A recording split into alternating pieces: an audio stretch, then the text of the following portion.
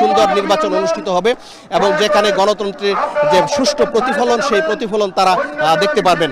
এবং এখানে কিন্তু কিছুক্ষণ পরপরই বিভিন্ন এলাকা থেকে মিছিল নিয়ে নেতাকর্মীরা আসছেন, এসে কিন্তু এই সমাবেশস্থলে যুক্ত হচ্ছেন। এবং আমরা দেখছি যে সার্কিট হাউস মাঠের যে যতগুলো প্রবেশপথ রয়েছে সেই প্রবেশপথগুলোতে কিন্তু মানুষজন আসছেন এবং এসে এখানে সবগুলো প্রবেশপথ দিয়ে মিছিল এসে জড়ো হচ্ছে এখানকার যে বিএনপির যে সমাবেশ সেই সমাবেশস্থলে।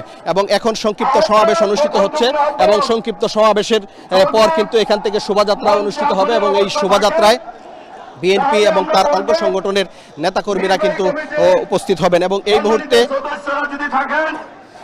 সমাবেশে বক্তব্য রাখছেন কেন্দ্রীয় বিএনপির সহ সাংগঠনিক সম্পাদক এবং ময়মনসিংহ মহানগর বিএনপির সিনিয়র যুগ্ম আহ্বায়ক ওহাবাকন্দ এবং অন্য নেতৃবৃন্দও কিন্তু উপস্থিত হয়েছেন। আমরা যেমন দেখেছি কেন্দ্রীয় নেতা নিতাই রায় চৌধুরী উপস্থিত হয়েছেন, কেন্দ্রীয় যুগ্ম মহাসচিব ইমরান সালে প্রিন্স এখানে